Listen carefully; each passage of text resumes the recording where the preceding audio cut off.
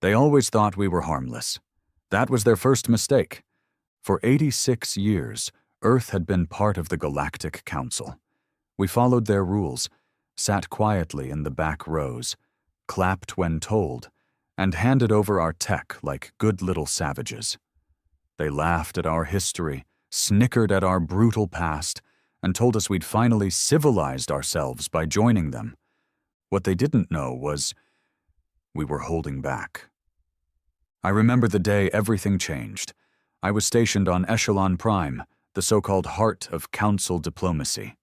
Clean towers, silver skies, arrogant species with soft hands and colder hearts. I wasn't a soldier anymore. They called me Human Liaison Officer, which really meant pet earthling who smiles when the real powers walk in. But when the Council voted to sanction Earth for non-compliance, I knew it was coming. They said we had refused to share all our military data, that we had violated trust. Trust? What trust? We gave them fusion reactors, medical breakthroughs, climate stabilizers. They gave us orders. And when we asked to keep just one defensive protocol classified, they acted like we'd committed war crimes. The sanctions weren't the worst part. What really hit hard was when they handed our orbital defense satellites to the Drankari. That cold-blooded lizard race hated us. Always had. Always will. They called us monkeys with delusions of dominance. The Council thought putting them in charge of Earth's skies would send a message. Yeah, it did. It told every Earth-born human that we were never equal in their eyes, that our place was to serve, not to stand. The first strike happened 11 days later. Not on a battlefield, not in space, right in a refugee station above Saturn's moon Titan. A Council ship, flown by a Drankari commander, accidentally launched a kinetic rod through the habitat's shield. 2,000 civilians, gone. Mostly children and medics. They called it a tragic malfunction.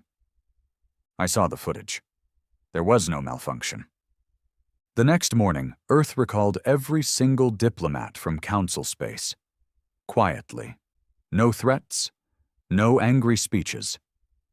Just gone. 3 days after that, our communication relays went dark. Not jammed, not destroyed. Just switched off. Like someone pulled the plug. Then came silence. You see, what they never understood, what no one in that gilded council chamber ever bothered to ask, was why Earth had gone so quiet for so long. They thought we were scared. We were building. Preparing. Not because we wanted war, but because we knew it would come. By the time the Council noticed the silence, it was too late. They sent a recon fleet to check in on Earth. 5 capital ships, 12 cruisers, and over 50 fighters, all loaded with high-spec sensors and automated translators, probably expecting to catch us violating something. None of them returned. Council Command chalked it up to a natural anomaly. A black hole surge, gravitational interference. I heard all the excuses. They couldn't accept the truth. That Earth had finally stopped playing nice. The day the truth hit, I was sitting in a council chamber filled with diplomats who still didn't take humans seriously. I watched their faces change when the emergency alert came in. An entire outpost on the fringe of the Virexian belt, wiped off the map. No trace of attackers, no communications, just ashes and a single message left behind in flawless galactic standard. You drew first blood. Earth answers last. The room went cold. One of the elders, some crusty 12-limbed politician from the Jultari cluster, finally said what none of them wanted to hear. Earth has gone rogue. I didn't say a word, just watched. Because the truth was, we hadn't gone rogue. We were just being ourselves, for the first time in a century. They kept calling it a miscommunication. Even after 3 more listening posts went dark, no warning, no transmission, just obliterated in a blink, The Council still refused to believe it was us. The Virexian outpost had been just the beginning. We didn't fire nukes. We didn't send fleets. That would have made it too obvious. We did something worse. We vanished. Earth went dark. No traffic in or out, no trade ships, no diplomats, not even pirate signals. It was like the planet folded in on itself and disappeared from the galactic stage. Every known Earth outpost deactivated its transponders. Every AI communication channel went offline. Even our shared research projects suddenly lost access to every Earth database. And still, the Council refused to panic, because deep down, they wanted to believe we were still the harmless pets they thought we were. The ones they could leash with sanctions, intimidate with starfleets, silence with shame. They didn't realize we'd just been waiting for them to cross a line. I was one of the few humans left in Council space.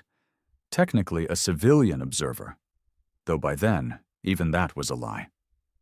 I had orders, quiet ones, and I wasn't the only one. Scattered across Council space, there were dozens of us lying in wait, not to attack, to watch, and when the time came, to witness, because Earth wasn't just retaliating, it was making a point. The next strike hit the Hadrex Array, a massive research facility orbiting the twin suns of Krelix. It was protected by 3 fleets, 30 automated defense grids, and 8 planetary sentries. State-of-the-art, funded by half the Council. They used it to map dark matter anomalies across the quadrant. They found their own destruction instead. I still remember the message sent out afterward. Short, brutal, human. We gave you peace. You gave us graves. The Council called an emergency meeting. Not just the usual dozen power species, but all 300 member races. They tried to spin it like Earth had become unstable, dangerous. Some even said we were being manipulated, maybe by the Zalek Hive, or some rogue AI faction.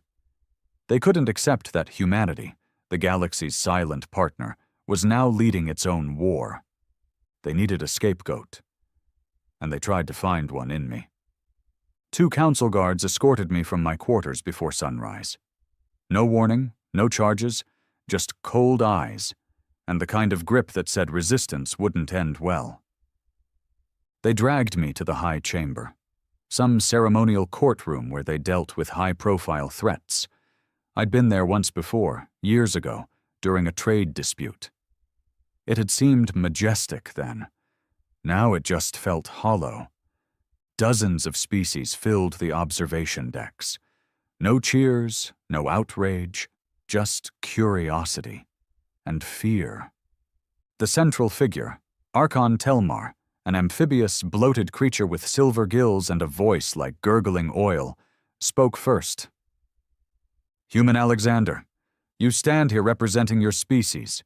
What do you say to these acts of destruction attributed to your kind? I stood silent for a moment, scanning their faces. Some looked away. Some met my eyes, searching for some explanation that would comfort them. That would make this not their fault. I gave them none. What did you expect? I asked. My voice echoed louder than I thought. You handed our orbit to an enemy race. You killed our children, and then you called us aggressive. Telmar's face hardened.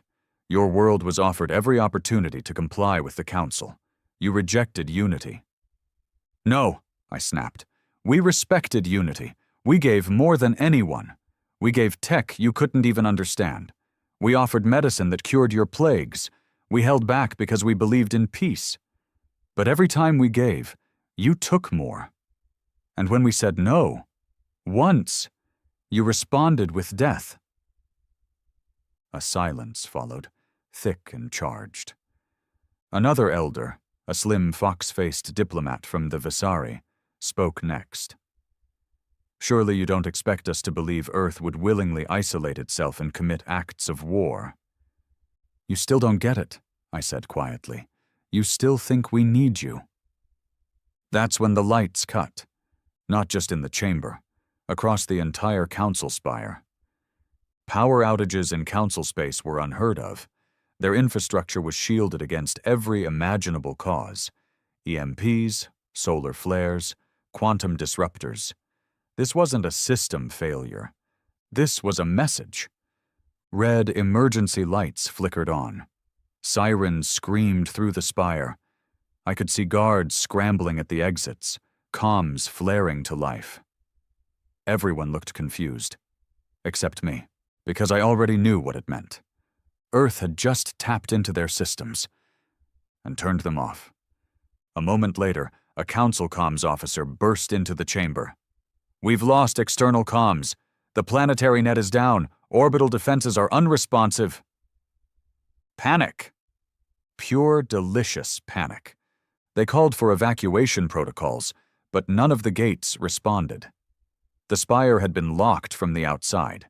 Earth had disabled the galactic capital's control center like flipping a switch, and all without firing a shot. Telmar looked at me with something I hadn't seen in him before. Genuine fear. "What is your government's demand?" he asked, voice low. I shook my head. "You still don't understand. This isn't a negotiation. This is the reveal. For 100 years, you thought Earth had gone soft, civilized. You thought we'd traded our fire for comfort." I stepped forward, and the guards didn't stop me. They were too busy checking their useless weapons. "The truth is, we saw you for what you were. Decadent, arrogant, and weak. And we knew that sooner or later you'd turn on us, so we prepared. Silently.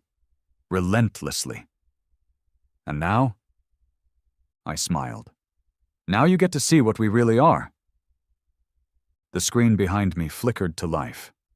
Another failure, they thought, until they saw what was being broadcast. Earth. Not a live feed, a recording. Dozens of them. Military factories. Orbital weapons that hadn't existed on any council blueprint. AI-driven war machines that made their drones look like toys. And the worst of all, the ARC protocol. They had no idea what it was. But it scared them. I watched as species after species realized the Council's power had never been real. It was borrowed, stolen, and Earth had stopped lending. That day, Earth didn't invade. Didn't occupy, didn't ask, it just pulled the curtain back and showed the galaxy how small it really was. The message ended, and the chamber fell into stunned silence. No one spoke. What could they say? Then the second message began. This one wasn't pre-recorded. It was live. A man's face appeared on screen. Older, maybe late 50s, stern, gray streaks in his hair, no medals, no fancy titles, just a plain black shirt with an Earth insignia behind him. He spoke softly, coldly. "To the Galactic Council. This is not a war declaration. This is a correction. For decades, Earth has contributed knowledge, resources, and peace. You responded with arrogance, theft, and violence. You took our goodwill for weakness. You mistook mercy for cowardice. Let me be clear. We do not want conquest. We do not seek destruction. But we will never be beneath you again. Earth is no longer part of your council. And from this point forward, you will never see us coming." The screen went dark. And in that moment, every single species in that chamber knew the truth. Earth had never been tame. They'd just been too blind to see the leash was never around our neck. The council didn't fall in a day. They staggered first, like a boxer who just took a punch he never saw coming. The declaration from Earth left them shaken, but still clinging to the illusion of control. Meetings were called hourly. Emergency subcommittees formed and dissolved within hours. They debated sanctions, countermeasures, defensive posturing. None of it mattered. Because for the first time in recorded galactic history, Earth had gone silent, and no one could do a damn thing about it. I spent the next 3 days locked in a high-security observation chamber. They called it protective custody. but it felt more like a panic room. I wasn't interrogated. I wasn't charged. They just didn't know what to do with me. I was the closest thing to a liaison Earth had left, and even that was a lie now. One of the guards, a six-eyed brute from the Karathi colonies, finally broke protocol and asked me, "Why didn't we see it? Why didn't anyone see what your kind was capable of?" I stared at him for a long time before answering. "You saw it," I said. "You just didn't want to believe it." Because the signs had always been there. Earth was the only species that had survived 2 self-inflicted nuclear holocausts and still clawed its way back. We were the only civilization that had weaponized extinction multiple times, then buried it like it never happened. We had collapsed our economy, destroyed ecosystems, rewired our DNA, and still reached for the stars. The Council thought that made us unpredictable. What they didn't realize was that it made us inevitable. The fracture began on day 4. The Drankari were the first to break ranks. They'd always been Earth's loudest critics, sneering at our primal instincts and uncivilized history. They were also the ones who bombed the Titan station. And now? Now they were scared. Their colony on Arak 7 went dark overnight. No explosion, no trace of battle, just gone. 17 million of their kind erased from existence. The Council assumed it was a glitch in the planetary net. Then came the drone footage. A lone human vessel hovering in low orbit. No weapons discharged. No announcements made. Then it vanished. The Drankari ambassador stormed into the main council chamber that morning, demanding full military retaliation. "Earth has crossed every line," he bellowed. "They must be destroyed before they destroy us all." But the others?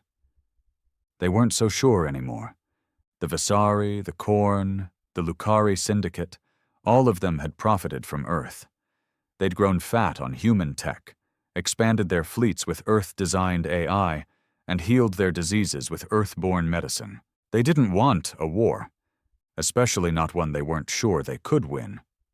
"Earth is only one planet," someone said, trying to sound confident. "They cannot stand against all of us." That's when the real footage leaked.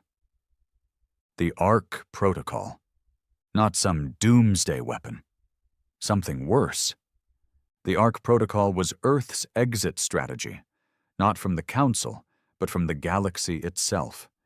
Hidden colonies, independent fleets, thousands of cloaked ships carrying hundreds of thousands of civilians, soldiers, scientists, entire biomes, launched quietly over decades into deep space.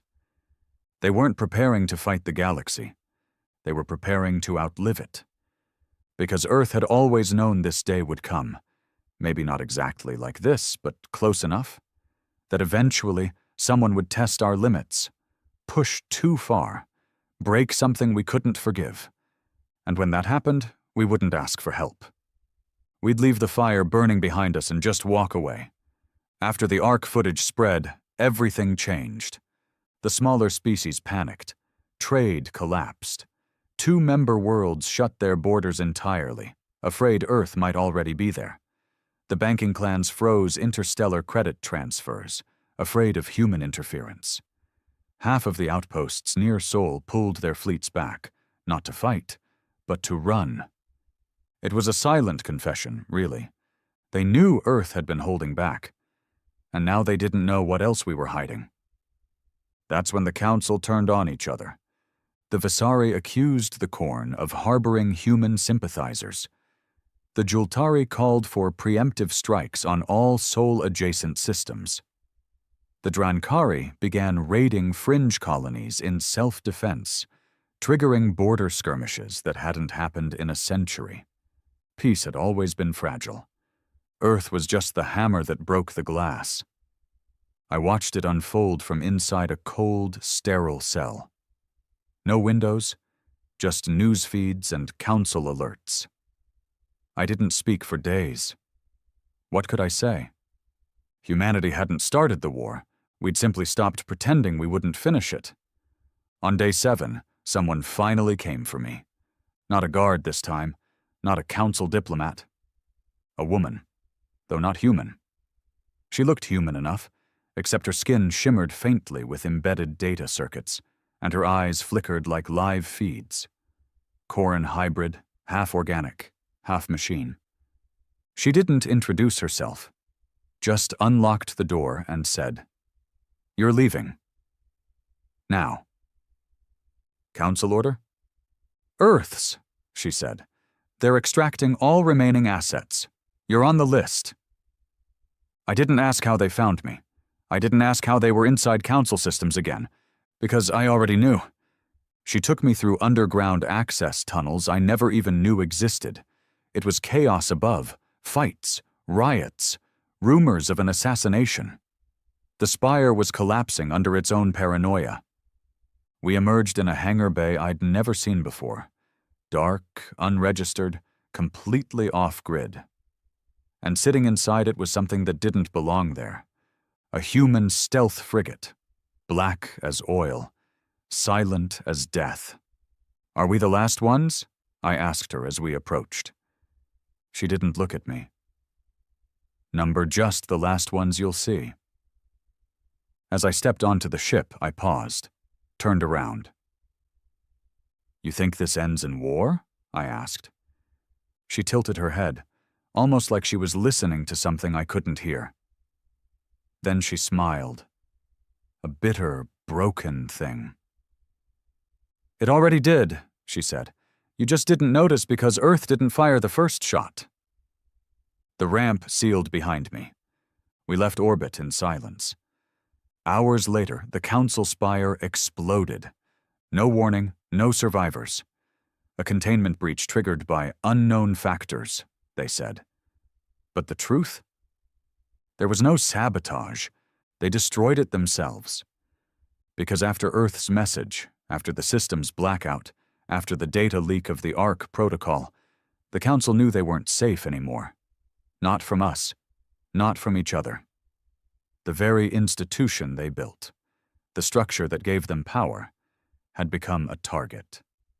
And like cowards, they did what all dying empires do. They burned the evidence and ran. Back aboard the frigate, I sat alone in a cold metal room, staring at a single screen, waiting. I didn't know who would contact me.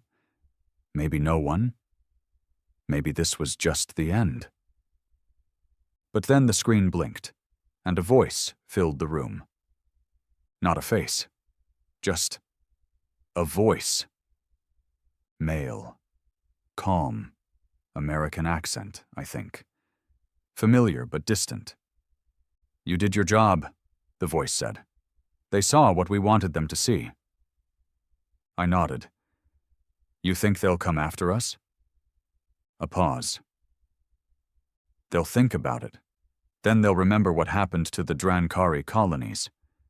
And they'll think again." I looked down. My hands were still shaking. "So what now?" Another pause, then the voice answered. "Now we vanish. Let them fight each other. Let the galaxy burn if it wants to. Earth gave them a century of peace. They wasted it." "And us?" I asked. "We just disappear?" The voice didn't hesitate. "We build something better." Then the screen went dark. And for the first time in my life, I felt what they must have felt when they first saw us rise from the ashes of our own extinction. Fear, not of war, not of death, but of what happens when humanity finally decides it's done playing nice. The stars looked different now. Not brighter, not darker, just emptier. From the deck of the stealth frigate, I stared into the silence of deep space, trying to grasp the scale of what had just happened. The Galactic Council, an empire that had ruled half the known galaxy for centuries, was crumbling. Not because we'd bombed their capitals or unleashed superweapons. We'd done something worse. We made them irrelevant. Humanity had stepped off the stage, and the whole galaxy had no idea what to do without us. I hadn't spoken to another human in over a week. The ship was AI run, no crew, efficient, silent, clinical. Just me and the hum of systems that responded to thoughts more than words. It was lonely. But then again, loneliness was something we'd mastered long before space travel. Earth had been on its own since the beginning. We were used to isolation. We grew in it. The AI finally pinged me on day 10. Approaching Arc Nexus 3. Prepare for transition. I leaned forward. Confirm origin. Is it ours? Nexus 3 was established under Black Protocol Alpha. Earth origin, human-only command structure. I let out a breath I didn't realize I was holding. So it was real. They'd told me about the arcs during my training, but even then, it had sounded like rumor. Ghost ships launched in secret, deep space colonies buried inside planetary shells, fleets that never showed up on any chart.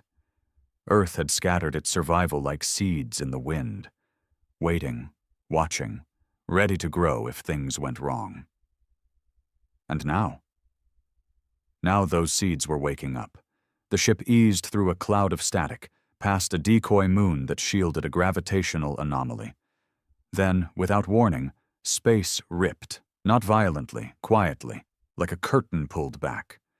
Behind it was a station the size of a small planet. Black metal. No lights, no signals. Until we got close. Then it lit up like a heartbeat. Nexus 3. Home. The inside of the Ark felt less like a station and more like a bunker built by madmen and visionaries. Every corridor was layered in kinetic shielding. Every room could convert into a combat-ready lockdown within seconds. Weapons were everywhere, integrated into walls, hidden in floors, even embedded in ceilings. Civilian tech merged with war design like someone had built paradise and rigged it to explode just in case. And yet, it was beautiful, quiet, clean, controlled, efficient like Earth used to be before we started playing diplomat. I was greeted by a man who looked like he hadn't slept in weeks. Gaunt, mid-40s, military haircut, arms like steel cables. No name badge, no rank.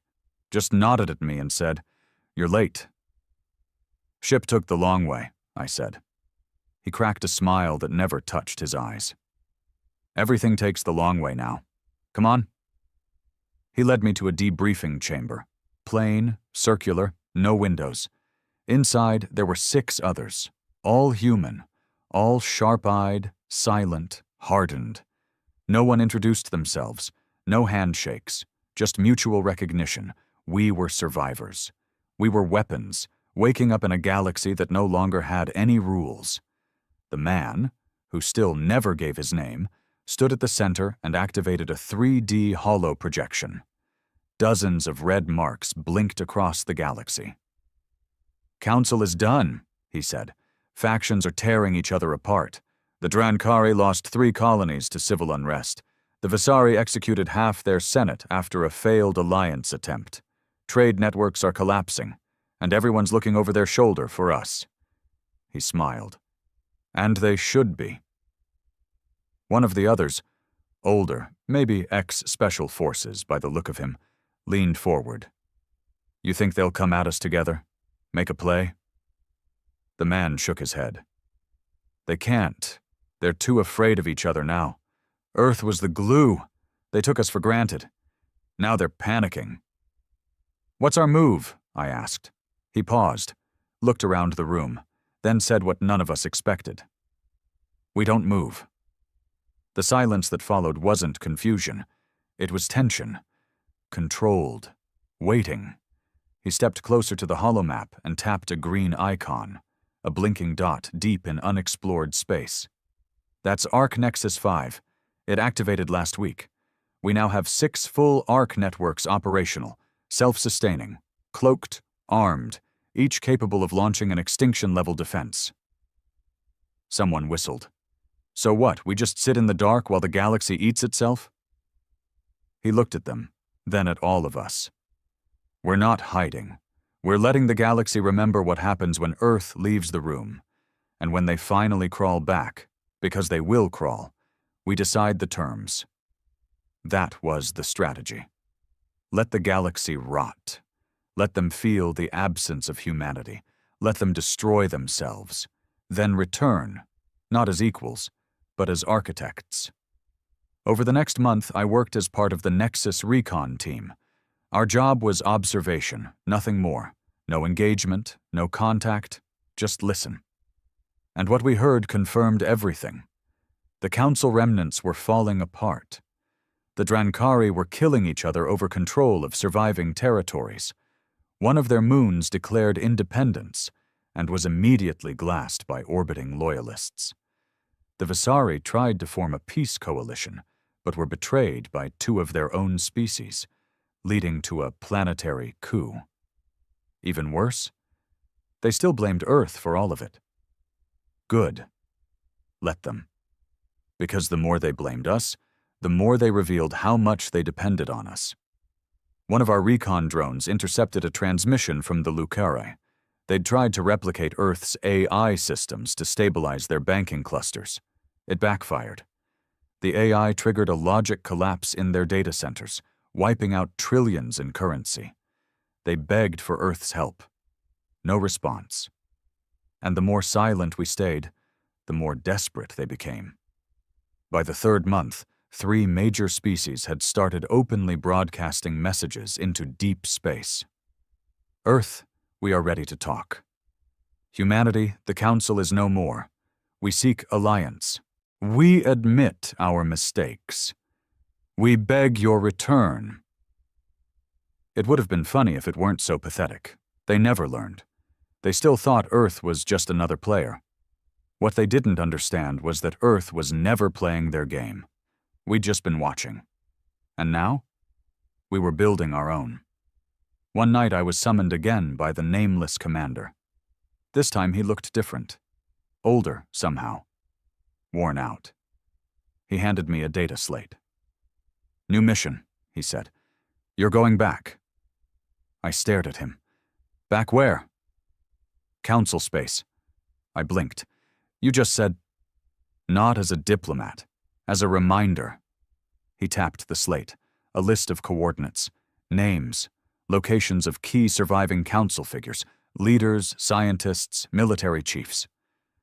Some of them are trying to rebuild the council, quietly, behind closed doors. Same hierarchy, same arrogance. We're not going to stop them. Why not? He smiled again. Cold. Quiet. Because we want them to rebuild. Then we take it. That was Earth's final play. Let the galaxy patch itself back together, just enough to stand. Then seize it, not with guns, but with presence, with control, quietly, strategically. We'd become the shadow behind every trade agreement, the architect behind every treaty, the ghost in every planetary system. We weren't here to be part of the galaxy anymore. We were here to own it. So I took the mission. Back into council space. Back into the ruins of an empire that once laughed at Earth. I walked among them like a ghost. No badge, no announcement, just eyes and ears. And everywhere I went, I saw the same thing. Fear. They whispered Earth's name like it was a god, or a curse. Some blamed us for everything. Some begged for our return. But none of them dared raise a weapon. Because they all knew now. Humanity was never civilized. We were just polite. And we'd stopped being polite the moment they thought they could control us. The first lesson we taught them was fear. The second lesson was silence. The third? Control. I moved like a shadow through the broken corridors of the Council's ruins, rebranded now as the Unified Star Alliance, some desperate attempt to reforge what Earth had shattered. A few species still held on to their titles, former senators, admirals, delegates, but they all had the same look in their eyes now. They didn't talk to each other without looking over their shoulders. They didn't make decisions without checking first who was listening. And I made sure they knew. Someone always was. My new identity was clean, fabricated, flawless. The ARC command had burned my real name the second I stepped onto Nexus 3. The person I used to be didn't exist anymore. I was now an independent tech consultant from a minor border system, fluent in 16 dialects, licensed in logistics, strategy, AI infrastructure. The kind of person no one noticed, until the wrong system failed at the worst time. Then they listened, and I made sure what they heard was always just enough to keep them dependent. I embedded myself in the Lucari Regrowth Project first, a fumbling effort to stabilize interstellar trade routes after the collapse of the central banking grid. They were desperate, starving, clinging to the last fragments of Earth's AI systems, most of which they barely understood. They didn't know I'd helped design those systems 10 years ago. Didn't know Earth had built them with tripwires and hidden back doors. Didn't know I could crash their entire currency in 10 seconds with a neural flick. Instead, they begged for guidance. "We can't get the adaptive chain to sync across the quadrant," their lead systems officer told me one evening, hands trembling over a glowing console. "Every time we stabilize one sector, another collapses. It's like the damn thing's infected." I smiled. "It's not infected. It's starving." "Starving?" I leaned closer. "It's missing context. These systems were designed to operate alongside human cognitive architecture. Without human oversight, they become unstable.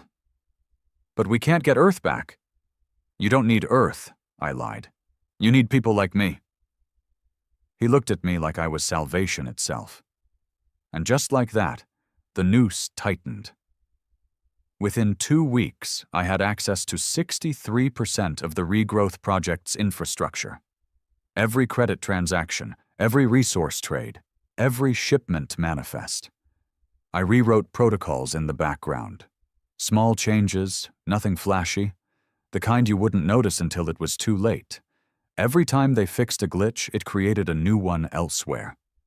Every time they tried to optimize, the system just needed a little more of my help. And every time they called me back, they handed over a little more control. I wasn't the only one. Across the former council territories, Earth's operatives moved like smoke. Engineers, advisors, consultants, never soldiers, never with guns. That would have been too obvious. No, we came offering solutions. Peace, stability, guidance. And they lapped it up like starving dogs. Because while they spent the last century treating us like wild primitives with a knack for war, we had studied them, understood their psychology, mapped their weaknesses, their pride, their paranoia. We didn't need fleets to conquer them. We just needed access. I got my first glimpse of the new council chamber during a summit on Veltrix Prime. They called it the Coalition of Shared Prosperity, as if renaming the mess would erase the stench of failure. The chamber was smaller now, less formal, fewer species. Most of the old powers had collapsed or withdrawn completely. I wasn't allowed inside, of course, not officially, but I didn't need to be. The chamber's environmental control systems were patched into a logistics network I'd helped stabilize. That meant I could hear everything, every conversation, every bribe, every fear-soaked negotiation. And that's when I heard the phrase for the first time. "We should ask Earth." It came from a Vezari minister, her voice hushed but heavy with exhaustion. The others didn't argue. Not one. Not even the Drankari representative. What was left of them, anyway. He just nodded and muttered, "If they're still listening." They were all praying we were still listening, and I made damn sure they knew we were. I leaked a memo 3 days later. Not officially, of course, just a simple transmission, bouncing off a dozen shadowed relays, worded carefully to sound like it wasn't supposed to be heard. Earth is not interested in resuming full membership. However, Earth is willing to support independent stabilization efforts through experienced human intermediaries. A single sentence.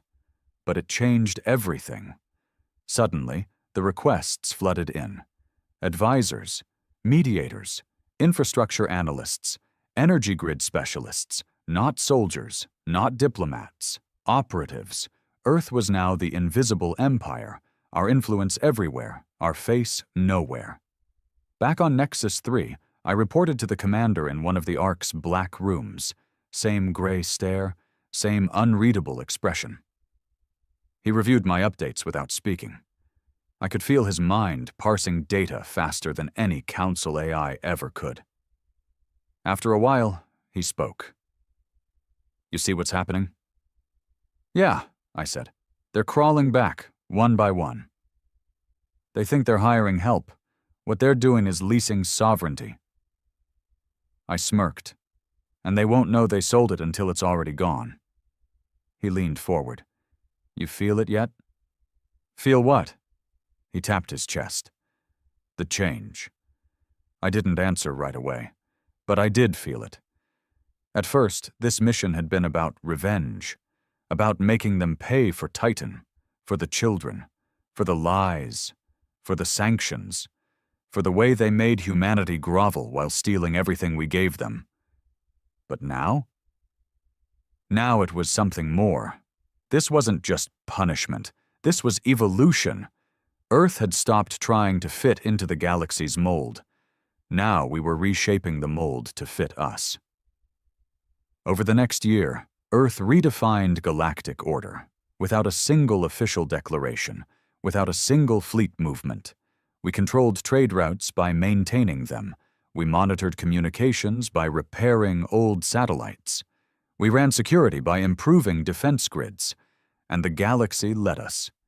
Because fear is a powerful motivator. And hope is even more dangerous. They hoped we were merciful. Hoped we'd be different this time. Hoped that our silence meant we weren't watching them fail. But we were, every step, every word, every betrayal. We were there, and soon the phrase echoed louder. In meetings, on broadcasts, across the markets. Ask Earth. They called themselves the Heraxis Compact. A minor species, really. Back in the old council days, they were barely a footnote. Small cluster of planets, proud culture, no real military strength. They'd contributed little, asked for less. Earth had offered them tech after the war, infrastructure repairs, system backups. They declined it all. At first, that didn't matter. Not every species welcomed our help. We weren't handing out leaflets or offering friendship. We offered stability, control. You could accept it and survive, or reject it and rot. The Heraxis, though, they did something different. They didn't rot. They thrived, without Earth. They rebuilt their damaged systems manually. They restructured their economy without tapping into the Lucari-led Earth-backed markets. They ignored the regrowth protocols, even blocked the Ark-linked data lanes. In a broken galaxy crawling back to its feet, Heraxis stood on their own, and made sure we saw it.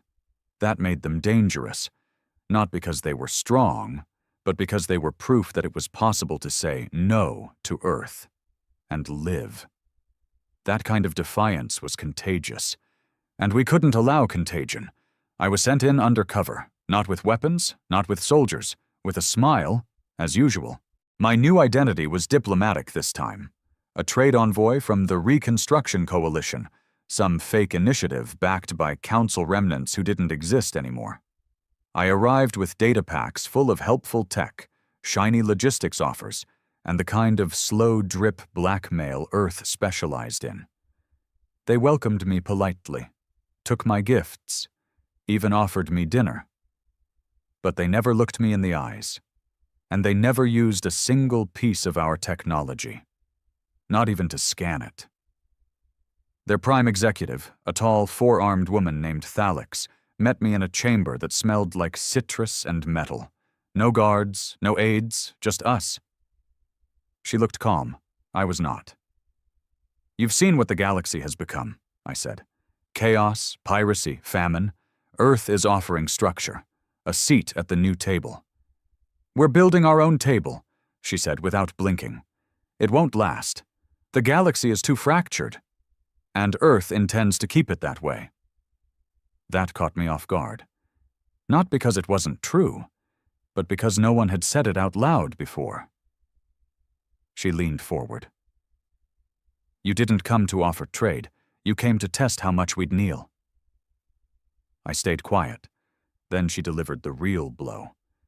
We'd rather burn. I reported back to Nexus. They weren't surprised. They're too proud, the commander said, reading my report.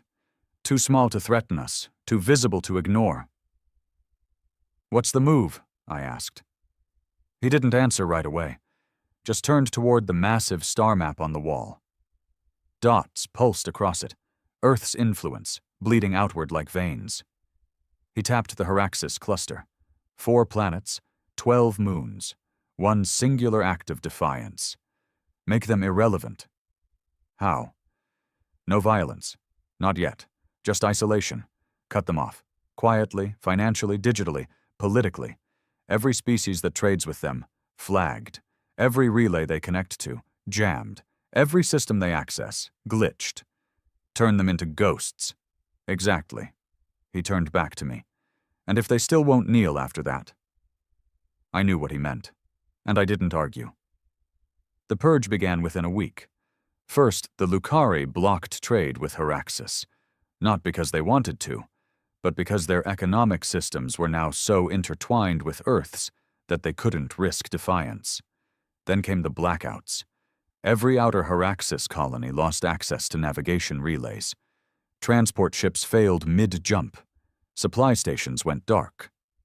Their complaints reached the Coalition's new central hub, Earth's voice behind a glass curtain, and were logged, ignored, and buried. Still they held.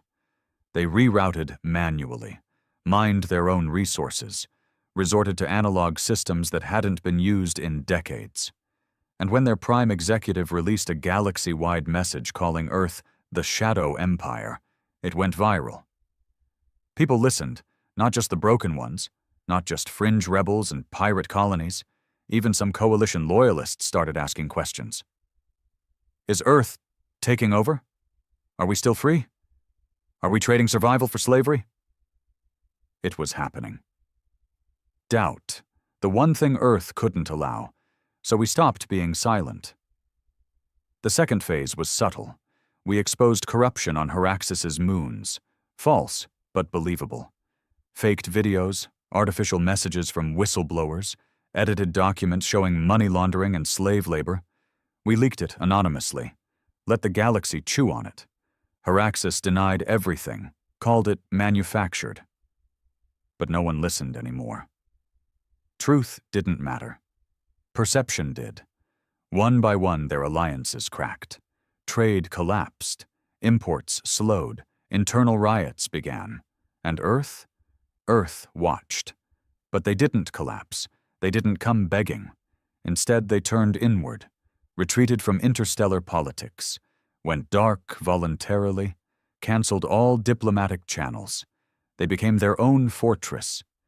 Their silence was louder than any scream. And it worked. For the first time since Earth began its silent rise, someone had resisted long enough to survive it. That wasn't a win. It was a warning. So the final order came through. Simple. Cold. One line. End it. I volunteered.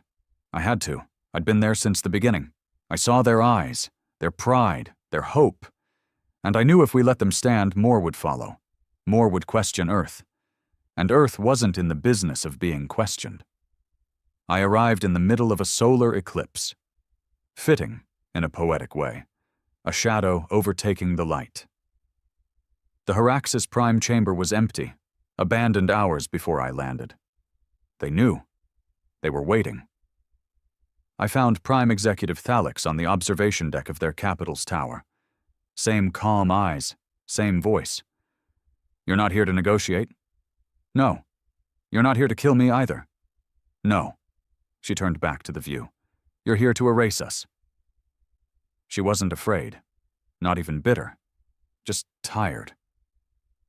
You held longer than anyone, I said. You stood up when others begged. And it changed nothing. It changed everything. She turned back toward me. Her voice was a whisper. They'll come for you one day. I shook my head. Number, we don't give them time to build dreams anymore.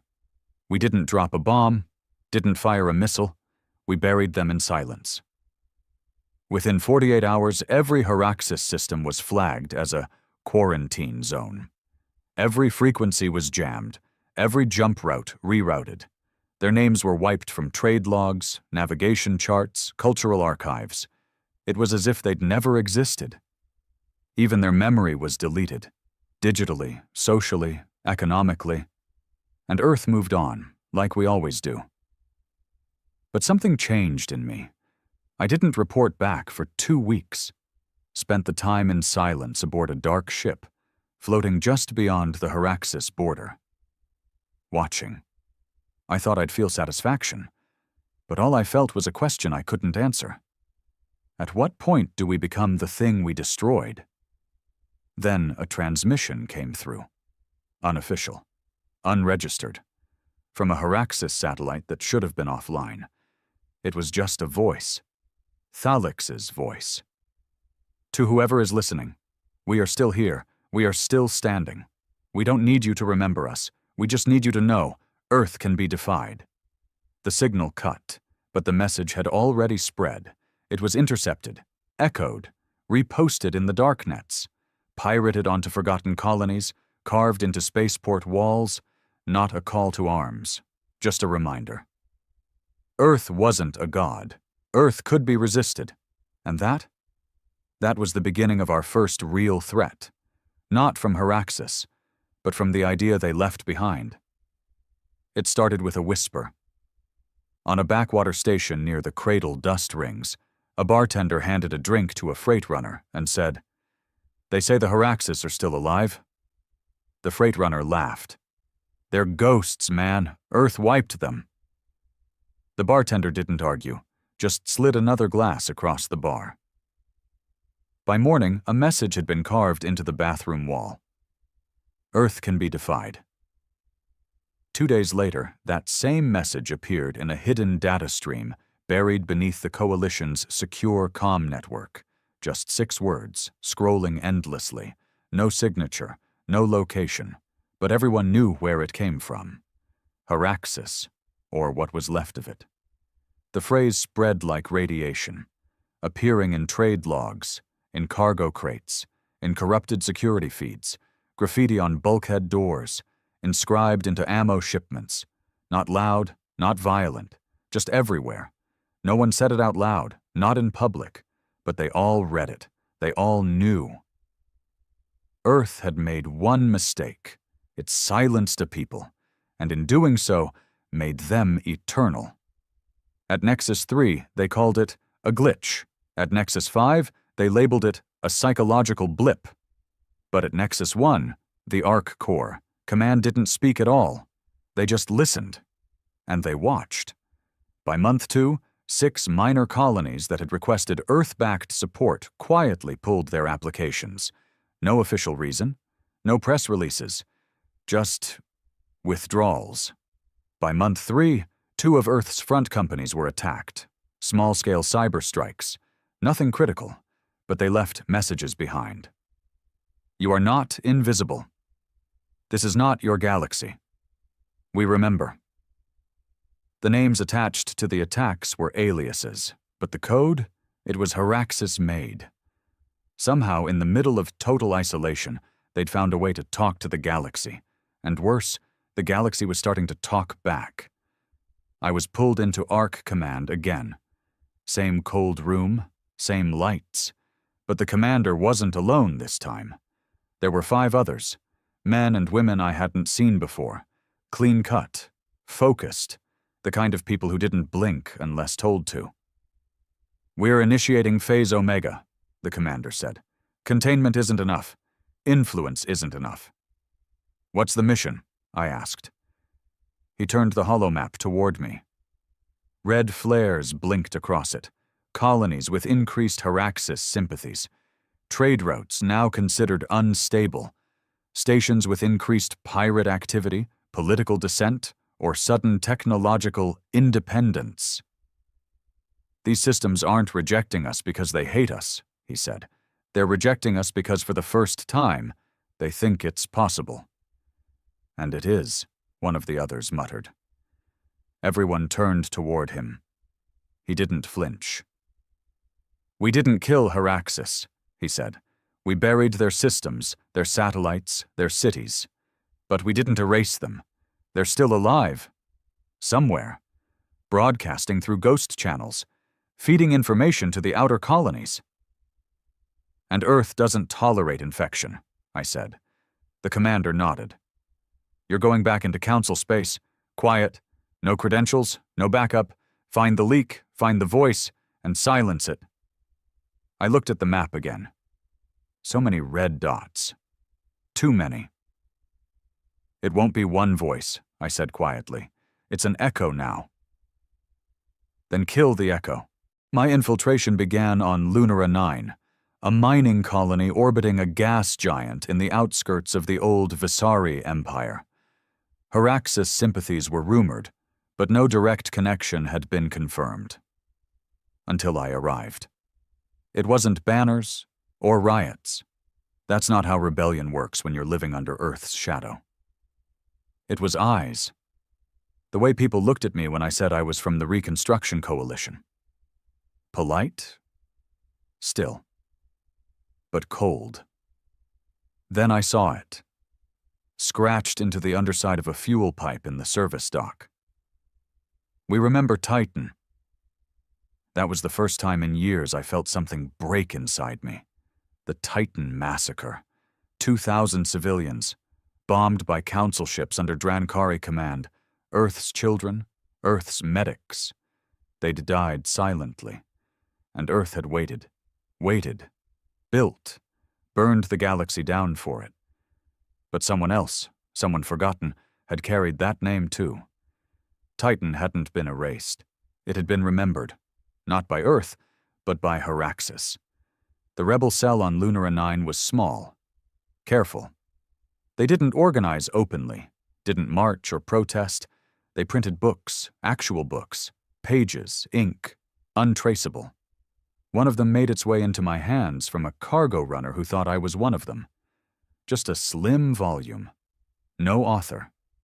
Title? When Earth blinked, I read it in one sitting. It didn't accuse Earth, didn't scream. It just asked questions. What does peace look like when it's held at gunpoint? If a species must trade its voice for survival, has it truly survived? Can you love your savior and still fear them? The final page held one sentence. Earth's silence was the loudest sound we ever heard.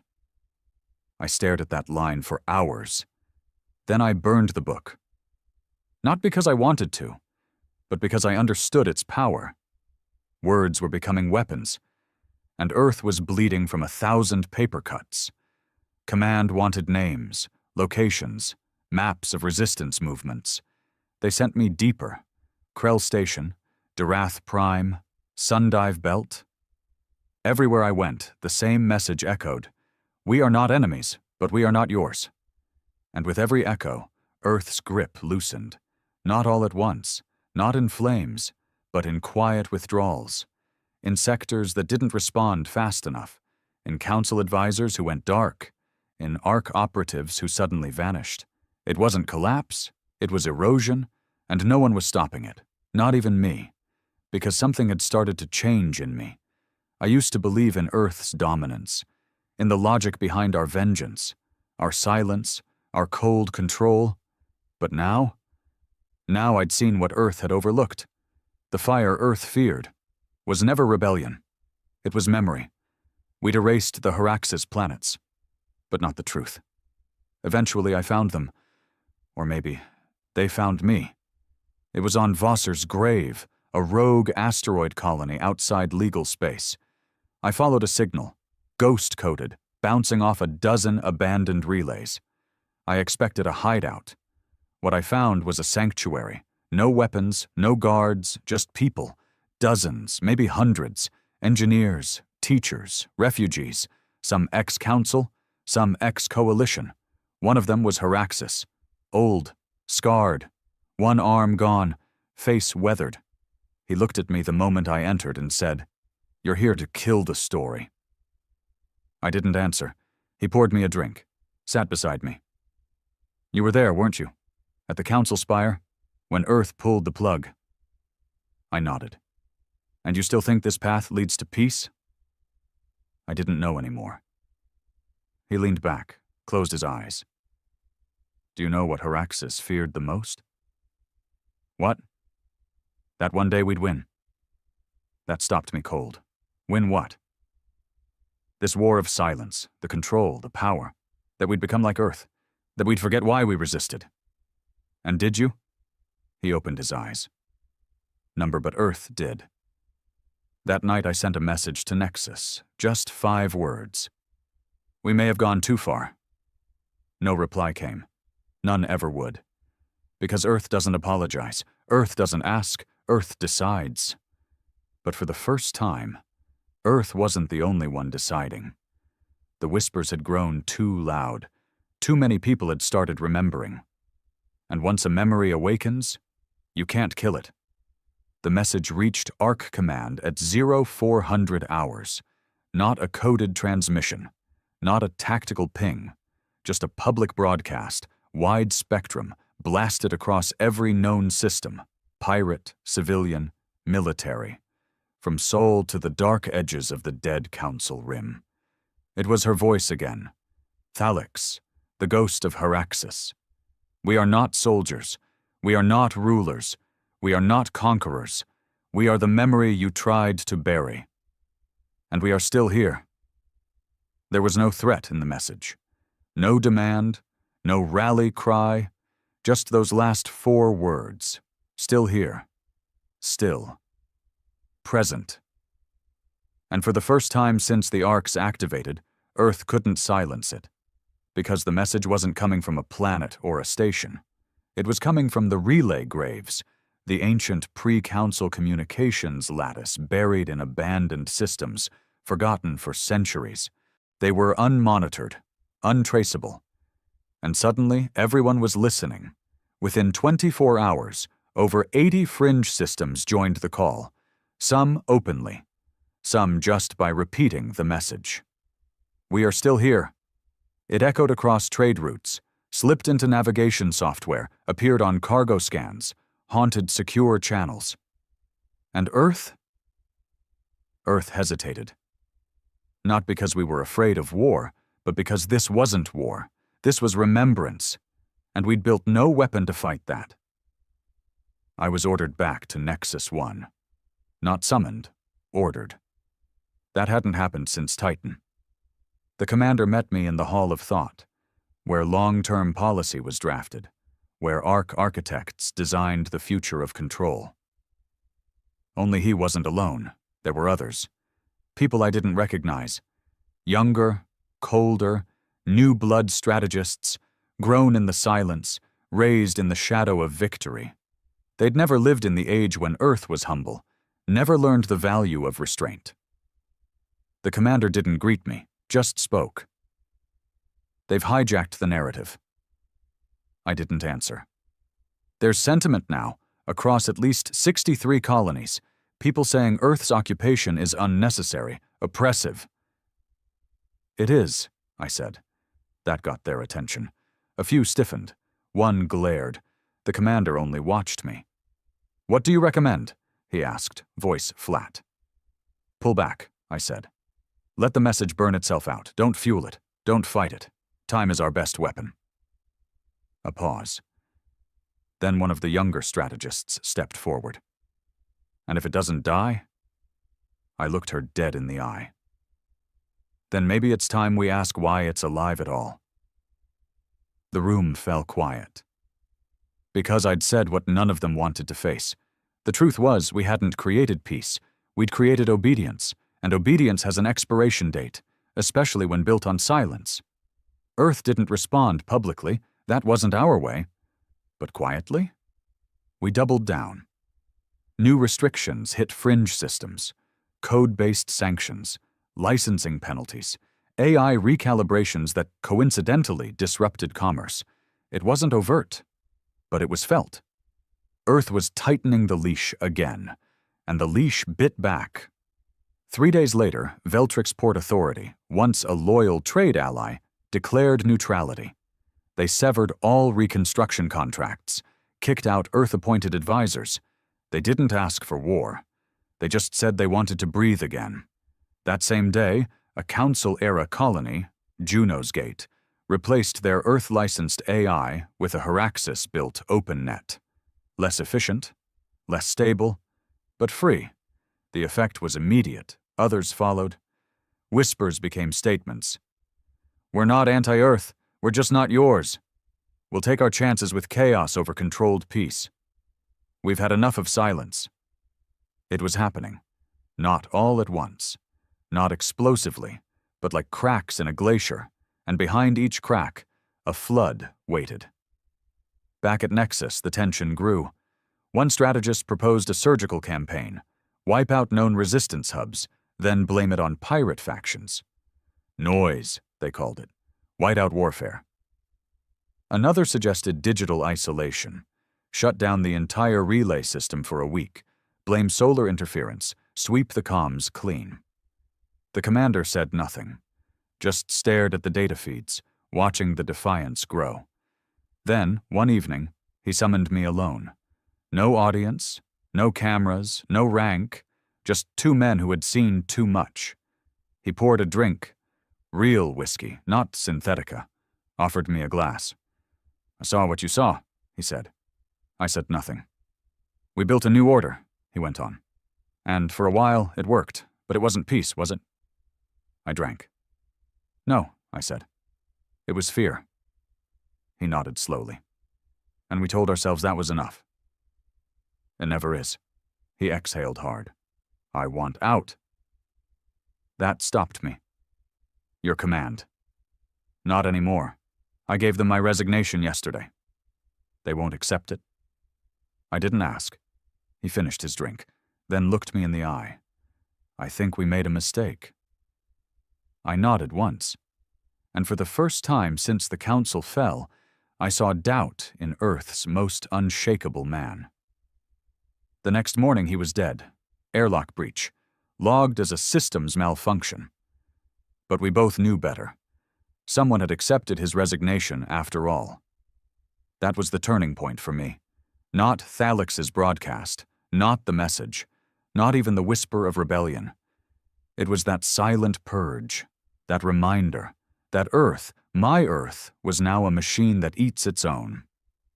So I disappeared, cut my tag, fried my neural trace, burned my ship. I became what Earth feared most, a ghost with memory. They came after me, of course.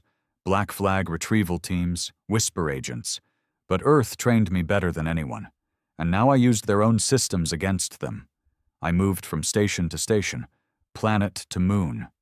Each place, I left one thing behind. A story. Not a lecture, not a rant. Just truth. About Titan. About the arcs. About the cost of silence. And about the one thing Earth never wanted spoken again. The day the Council realized Earth had been playing nice. It caught on, because stories are seeds. And I planted thousands.